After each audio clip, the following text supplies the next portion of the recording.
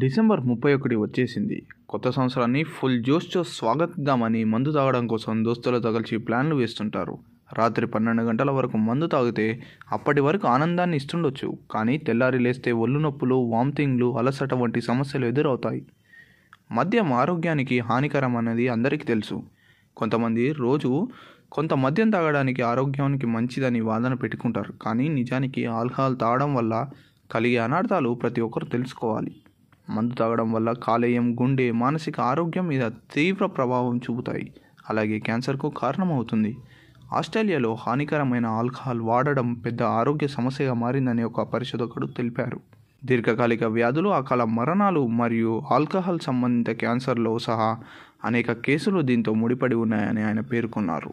ఇది విపరీతంగా మద్యం సేవించే వ్యక్తులకు మాత్రమే సంభవించలేదని, తక్కువ పరిణామాల్లో తాగే వారికి కూడా క్యాన్సర్ ప్రమాదాన్ని పెంచుతుందని ఆయన చెప్పారు. 2025లో కొత్త ఆరంభం చేయండి. ఆరోగ్యకరమైన ఆహారాన్ని ఎంచుకొని మందును పూర్తిగా మానేసి మీ శరీరాన్ని, మనసును ఆరోగ్యంగా మార్చుకోండి. మీకు ఈ వీడియో నచ్చినట్లయితే లైక్, షేర్ అండ్ సబ్స్క్రైబ్ చేసుకోండి.